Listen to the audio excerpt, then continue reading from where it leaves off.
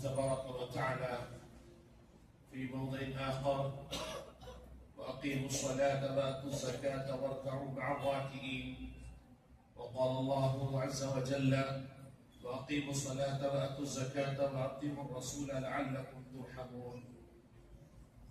قابل قدر حاضرین، تمام قسم کے حمد و ثنا، ہر قسم کی تعریف، ہر قسم کی بڑائی اور بزرگی میرے اور آپ کے خالق و مالک اللہ رب العزت جل جلالہ عم نوالہ تبارک اسمہ کے لیے ہی لائق ہے، کیونکہ وہ تنہا ذات ہے جس نے ہماری خاطر ساری کائنات کو وجود بخشا، اور کائنات کے اندر موجود تمام مخلوقات کا وہ تنہا خالق ہے، وہ تنہا رازق ہے، اور وہی ہم تمام مخلوقات کی عبادتوں کا تنہا مستحق ہے۔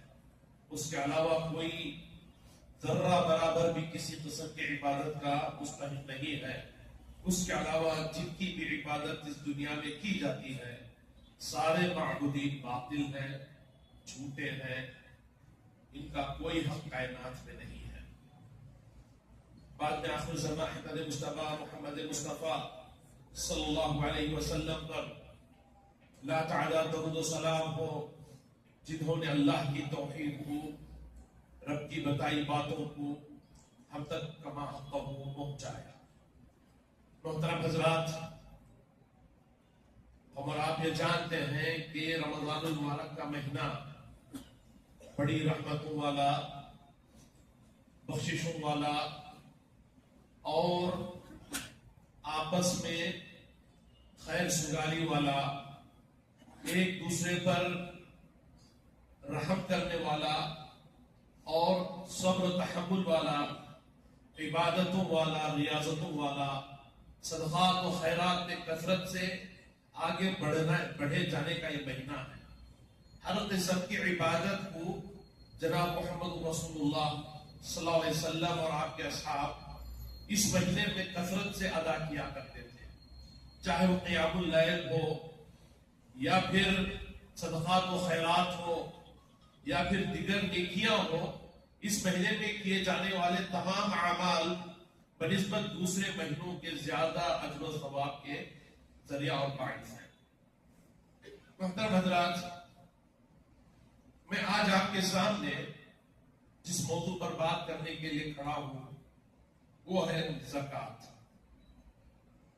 زکوٰۃ کے بارے میں سب سے پہلے یہ وضاحت کر دوں کہ زکوٰۃ اس کا رمضان سے کوئی تعلق نہیں ہے۔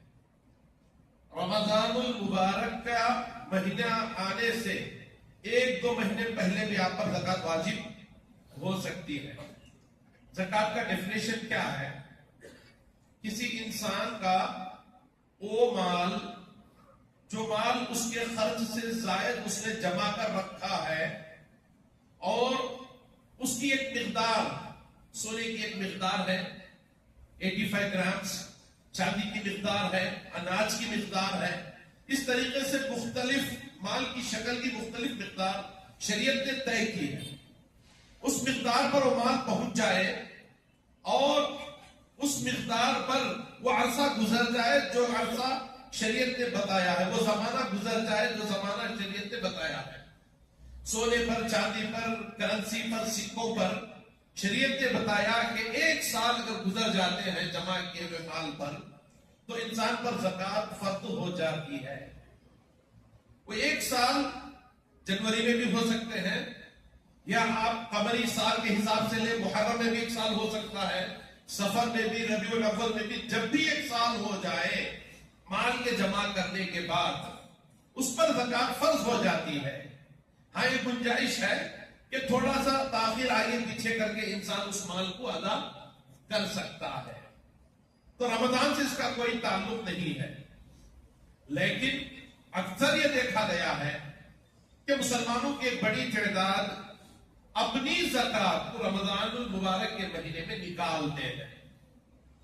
میرے بھائیوں میں سب سے پہلے آپ کے سامنے زکات کی فرضیت پر کچھ نصوص بیان کر دوں گا، قرآن و حدیث کی کچھ دلائل آپ کے سامنے رکھوں گا. اس کے بعد زکات دینے کی کیا شکلیں ہیں. جیسے نماز ایک عبادت ہے اور نماز ویسی ہی پڑھی جائے گی جیسے جناب محمد رسول اللہ صلی اللہ علیہ وسلم نے پڑھی ہے. آپ صلی اللہ علیہ وسلم نے جیسی نماز پڑھی ہے اس سے ہٹ کر آپ اپنی مرضی سے نماز پڑھیں گے، نماز ادا نہیں ہوگی.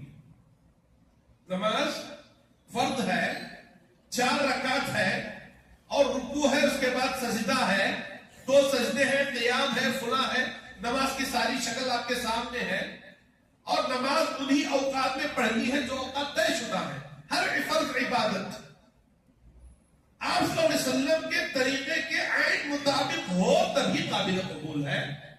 پیارے نبی صلی اللہ علیہ وسلم کے طریقے سے ہٹ کر کی جانے والی عبادت نہیں ہے، ناقابل قبول ہے. کل بدعت ضلالہ، ہر بدعت، ہر نئی چیز دین میں جو شروع کی جائے وہ گمراہی ہے اور ہر گمراہی انسان کو جہنم میں لے جاتی ہے. اپنا مال خرچ کر کے بھی آپ گنہگار ہیں، چونکہ آپ جناب محمد رسول اللہ صلی اللہ علیہ وسلم کی طریقے پر عبادت انجام نہیں دے رہے. زکات دینا عبادت ہے، یاد رکھیں. زکات دینا یہ عبادت ہے، مالی عبادت ہے. نماز جیسے بدنی عبادت ہے، زکات مالی عبادت ہے. اس عبادت کو بھی اسی طریقے سے ادا کرنا ہے جس طریقے سے جناب محمد رسول اللہ صلی اللہ علیہ وسلم نے ادا کرنے کا حکم دیا ہے. اس سے سرے منہ بھی انحراف کرنا، رتی برابر بھی غلط طریقے سے اس عبادت کو انجام دینا ہماری عبادت کے اجر و ثواب کو ختم کر سکتا ہے. مسئلے کی جو اہمیت ہے اس کو سمجھیں. زکات فرض ہے، دلائل آپ کے سامنے آئیں گی. ارشاد اللہ تعالیٰ کا وَأَقِيمُوا الصَّلَاةَ وَآتُوا الزَّكَاةَ وَارْكَعُوا مَعَ الرَّاكِعِينَ. نماز کا اکثر و بیشتر جہاں جہاں نماز کا حکم ہے وہاں پر زکات کا بھی حکم اللہ نے دیا ہے. ایک اور جگہ اللہ تعالیٰ نے ارشاد فرمایا فَإِن تَابُوا وَأَقَامُوا الصَّلَاةَ وَآتُوا الزَّكَاةَ فَإِخْوَانُكُمْ فِي الدِّينِ. یہ مشرکین مکہ، یہ مشرکین اگر وہ شرک سے توبہ کرتے ہیں، اس کے بعد نماز قائم کرتے ہیں، زکات دیتے ہیں، تب آپ کے دینی بھائی ہیں. نماز ادا کرتے ہیں، زکات دیتے ہیں نماز پڑھنے کے بعد اپنے مال کی، تب یہ آپ کے دینی بھائی ہیں. دو میں سے ایک بھی اگر چھوٹتا ہے تو دینی بھائی نہیں ہے.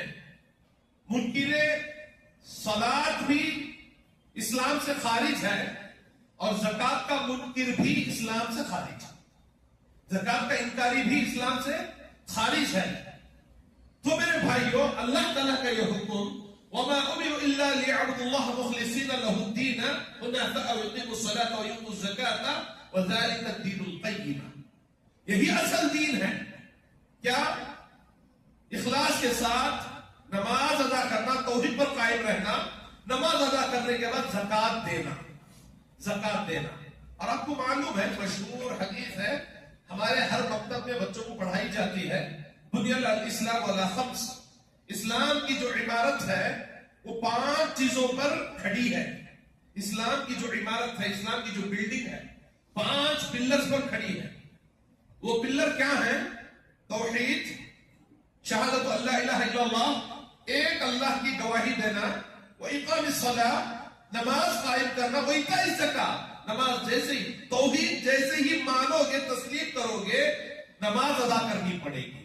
اور نماز ادا کرتے ہو تو زکات دینی پڑے گی. یہ چیز اسلام میں، اس میں سے کچھ بھی کھا جائے، کچھ بھی انسان چھوڑ دے تو گویا کہ اس نے اسلام کی عمارت کو منہدم کر دیا ہے، اسلام کی عمارت کو باقی نہیں رکھا ہے. تو 5 بنیادی چیزوں میں سے زکات ادا کرنا ہے. اور میں آپ کو بتاؤں، جناب محمد رسول اللہ صلی اللہ علیہ وسلم کی وفات کے بعد ایک بہت بڑا فتنہ معاشرے میں اٹھتا ہے. مختلف فتنے پیدا ہوتے ہیں. ایک فتنہ تھا اسلام کا انکار کرنے والے، جناب محمد رسول اللہ صلی اللہ علیہ وسلم کی رسالت کا انکار کرنے والے. بعض لوگوں نے یہ کہا کہ نبی ہوتے تو زندہ رہتے ہمیشہ کے لیے، جب مر جائیں تو نبی نہیں ہے، موت جس پر آئے وہ نبی نہیں ہے۔ اور حالانکہ وہ لوگ بھول گئے تھے کہ آپ صلی اللہ علیہ وسلم سے پہلے جتنے انبیاء آئے سبھی کا انتقال ہوا ہے، سبھی کی وفات ہوئی ہے، لیکن انکار کر بیٹھے۔ ایک طرف اسلام سے خروج، نبی کی رسالت کا انکار، اور دوسری طرف مانعین زکات کا فتنہ، زکات کا انکار۔ فرمایا کہ ہم توحید پر رہیں گے، نبی اکرم صلی اللہ علیہ وسلم کو رسول مانیں گے، ہم نماز پڑھیں گے، نماز فرض نماز ادا کریں گے، لیکن زکات نہیں دیں گے، زکات نہیں دیں گے۔ حضرت ابوبکر صدیق رضی اللہ تعالیٰ عنہ نے ایک فوج تیار کی، چونکہ آپ صلی اللہ علیہ وسلم کے انتقال کے بعد وہ خلیفہ تھے، حاکم تھے، انہوں نے فوج تیار کی۔ حضرت عمر فاروق رضی اللہ تعالیٰ عنہ نے اعتراض کیا، اعتراض کرتے ہوئے دلیل دی کہ جناب محمد رسول اللہ صلی اللہ علیہ وسلم نے یہ کہا ہے جو انسان توحید کو تسلیم کرے، نماز ادا کرے، عصموا منی دماءهم واموالهم، ان کا خون اور ان کا مال مجھ سے محفوظ ہے، الا بحق الاسلام، مگر اسلام کا حق، یعنی اگر قتل کے بدلے قتل یا چوری کے بدلے ہاتھ کاٹنا جو اسلام کے حدود ہے وہ نافذ ہوں گے، لیکن اس کے خلاف جنگ نہیں ہوگی۔ حضرت عمر رضی اللہ عنہ نے دلیل پیش کی، حدیث پیش کی، یہ کہتے ہوئے کہ مانعین زکات کے خلاف جنگ نہ کی جائے، وہ مسلمان ہیں، وہ توحید کو مانتے ہیں، وہ نماز پڑھتے ہیں، لہٰذا آپ ان کے خلاف فوج تیار کر رہے ہیں، یہ درست نہیں ہے۔ حضرت ابوبکر صدیق رضی اللہ تعالیٰ عنہ نے کہا اللہ اکبر، اللہ اکبر، غور کریں، میں اس انسان کے خلاف بھی جنگ کروں گا جو نماز اور زکات کا فرق کرے گا۔ حضرت ابوبکر صدیق رضی اللہ عنہ کہتے ہیں کہ میں اس انسان کے خلاف بھی جنگ کروں گا، اس کے خلاف بھی فوج تیار کروں گا جو نماز اور زکات میں فرق کرے گا۔ نماز جیسا فرض ہے، زکات ویسے ہی فرض ہے، نصاب پر پہنچتا ہے، آپ صاحب حیثیت ہے، دینی پڑے گی، زکات دینی پڑے گی، زکات میں معافی نہیں ہے۔ زکات جان بوجھ کر اسے اس کی فرضیت کا انکار کرنے والا مخرج علم اللہ ہے، اسلام سے خارج ہے، مسلمان نہیں ہے ایسا انسان۔ حضرت ابوبکر صدیق رضی اللہ عنہ نے فوج باقاعدہ بھیجی، مانعین زکات کے خلاف فوج تیار کی، ان سے لڑنے کے لیے جو زکات کا انکار کرتے ہیں، حتیٰ کہ یہاں تک فرمایا اگر کوئی انسان پیارے نبی صلی اللہ علیہ وسلم کے دور میں ایک اونٹ کی رسی بھی دیتا تھا، آج اگر وہ نہ دے تو اس کے خلاف میں جنگ کروں گا۔ اللہ اکبر۔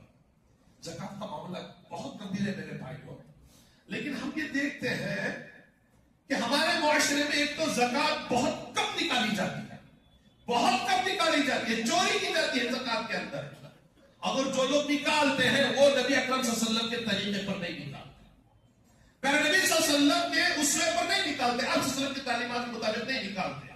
بہت مالداروں کو ہم نے دیکھا ہے صبح میں 2-4 دن رمضان سے پہلے غریبوں میں ٹوکن تقسیم کر دیتے ہیں، اور رمضان میں صبح 6-7 بجے سے اپنے بنگلے کے باہر کھڑا کرتے ہیں نوجوان غریبوں کو، 2 گھنٹے 4 گھنٹے 10 گھنٹے کھڑے ہو کر چندہ کے لیے جو لوگ نام وغیرہ سے آتے ہیں، یو پی سے، بہار سے، بنگال سے، ان لوگوں کو غریبوں کو کھڑا کرتے ہیں، اس کے بعد 500-1000 روپیہ اور راشن کی کٹ وغیرہ تقسیم کرتے ہیں، اور یہ کہتے ہیں یہ ہماری زکات ہے۔ اللہ کی قسم یہ زکات دینے کا طریقہ نہیں ہے، یہ جناب محمد رسول اللہ صلی اللہ علیہ وسلم کے طریقے پر عمل نہیں ہے، یہ عبادت کا حق نہیں ہے۔ میرے بھائیوں، زکات یہ فرض عبادت ہے، اور یہ عبادت جناب محمد رسول اللہ صلی اللہ علیہ وسلم کے بتائے ہوئے اصولوں پر ہونی چاہیے۔ لہذا طلب العلم فریضۃ، جو حدیث ہے کہ ہر مسلمان کو علم حاصل کرنا فرض ہے۔ کون سا علم حاصل کرنا فرض ہے؟ اگر آپ مالدار ہیں تو آپ پر یہ فرض ہے کہ آپ زکات کے اصولوں کو جانیں، سمجھیں، پڑھیں کہ زکات کہتے کسے ہیں، زکات کتنی نکالنی ہے، زکات نکالنے کا انداز کیا ہے، زکات دینے کی شکلیں کیا ہیں، یہ سارا علم آپ کو ہونا چاہیے۔